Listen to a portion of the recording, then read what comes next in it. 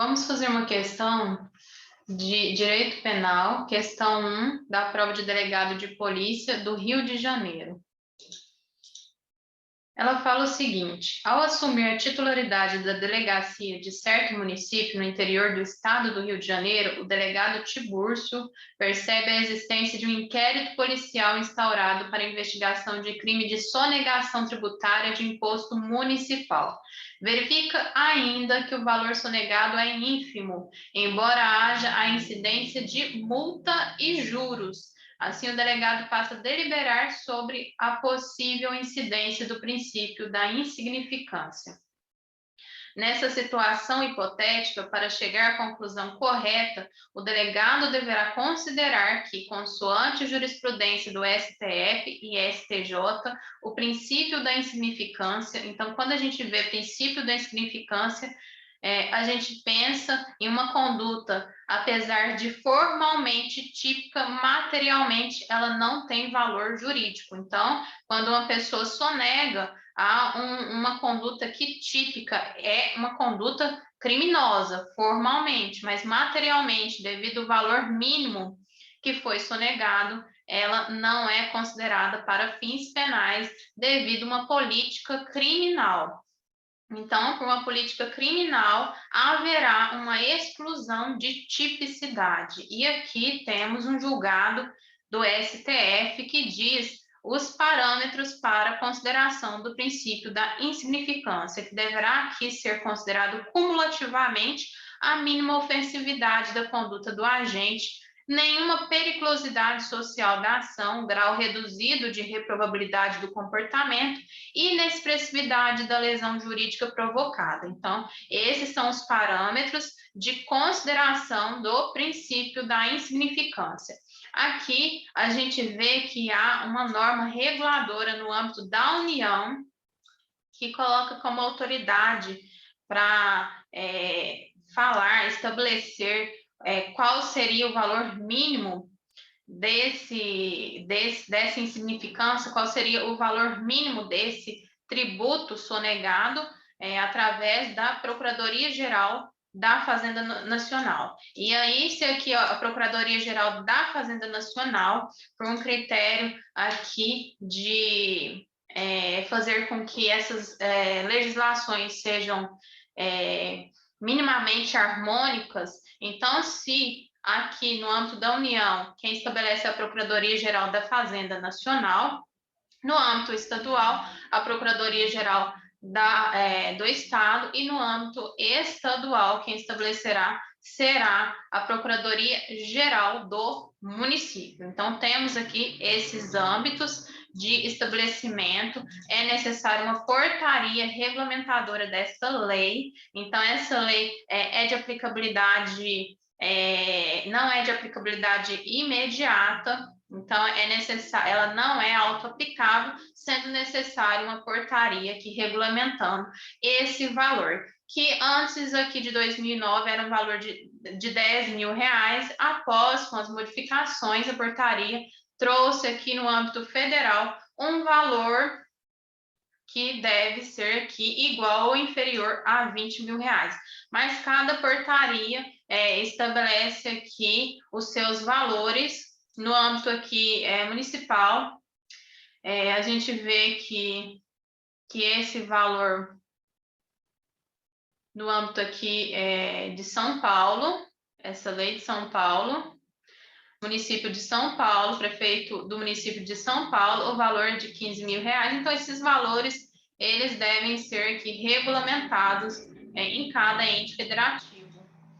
Cada ente federativo vai analisar o seu caso específico aqui, seja no âmbito nacional, que é a União, por meio dessa portaria, seja no âmbito regional, seja no âmbito municipal. Então, sabendo disso, a gente pode ler aqui as questões. Tem aplicabilidade restrita aos tributos federais. Então, está errado, porque, como eu demonstrei, não há essa aplicabilidade restrita, sendo aqui uma aplicabilidade de todos os entes federativos, não alcançando os estaduais e os municipais errado, pois não há regulamentação regional ou local possível sobre os parâmetros, uma vez que só a União pode legislar sobre matéria penal. Então, aqui está errado porque é aplicável a todos os entes federativos, desde que haja norma regulamentadora para essas leis, estabelecendo os valores, especificando esses valores. É aplicável aos tributos de todos os entes federativos? Correto. Desde que haja norma estadual ou municipal estabelecendo os parâmetros de aferição, considerados os juros e a multa. Então, é aplicável aos tributos de todos os entes federativos. Correto. Desde que haja norma estadual ou municipal estabelecendo os parâmetros de aferição. Correto. Considerados os juros e a multa, então o que está errado aqui é a palavrinha considerados, porque no momento em que seja em âmbito administrativo ou judicial, que é necessário considerar esse tributo, essa sonegação de tributos para fim aqui de aplicação desse princípio da insignificância, não leva em conta no momento aqui de calcular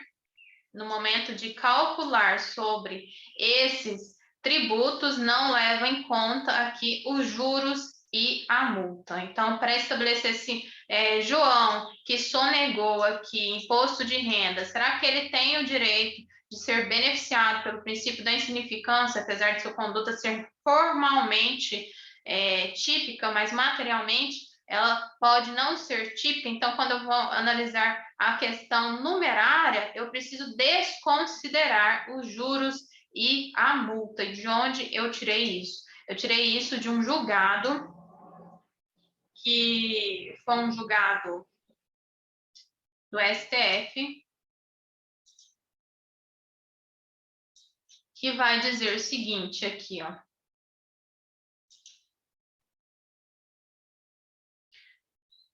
Para a averiguação da relevância penal dos crimes de natureza tributária, não se computam os juros de mora e as multas tributárias. E aí, esse julgado aqui do TRF4, considerando um precedente do Supremo Tribunal Federal e do Superior Tribunal de Justiça, então ele fala o seguinte: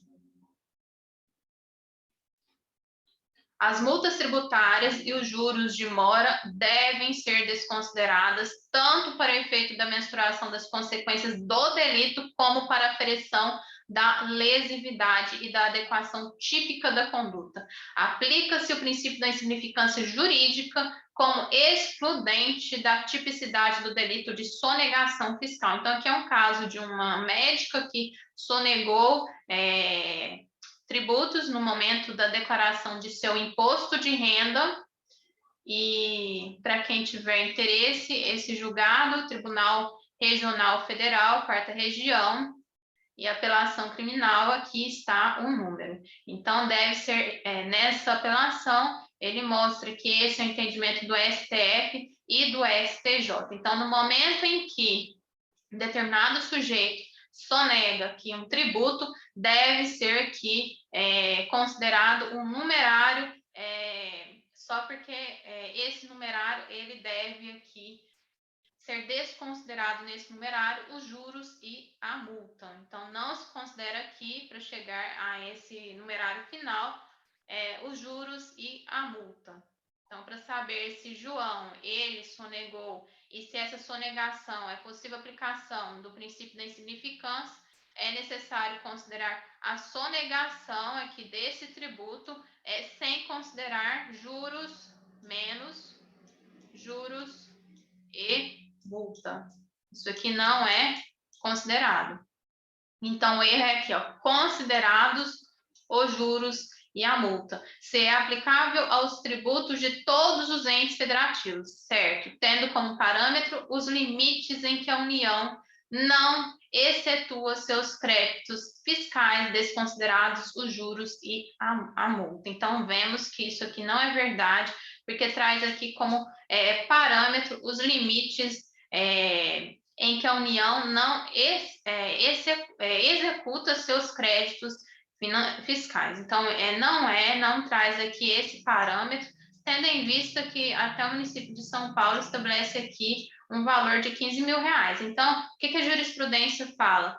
Que esse limite da União é um limite considerado em âmbito nacional. Então, o que é insignificante para a União pode não ser no âmbito local, no âmbito do município, pode não ser no âmbito estadual, tendo em vista que a União ela tem aqui uma maior fatia desses tributos, então não pode ser considerado aqui esse parâmetro da União, não necessariamente no âmbito dos municípios. Então, tudo isso deve ser regulamentado. Para isso, existe uma lei, as portarias, que regulamentam o que é considerado em âmbito da União, do Estado e do município, o que é considerado como insignificante. Materialmente, o quê? É uma conduta materialmente atípica. Por quê? Porque é insignificante. É aplicável aos tributos de todos os entes federativos, tendo como parâmetro os limites em que a União não executa seus créditos fiscais. Considerados, então aqui está tudo errado. Tendo como parâmetro os limites? Não. Os limites da União? Não. Isso aqui vai ser estabelecido por meio de norma regulamentadora, tanto no âmbito regional quanto no âmbito local. Não considera esses parâmetros, então aqui está errado. É aplicável aos tributos de todos os entes federativos, desde que haja norma estadual ou municipal estabelecendo os parâmetros de aferição, desconsiderados os juros e a multa. Então aqui está perfeito. A letra correta aqui é a letra E. Então é isso.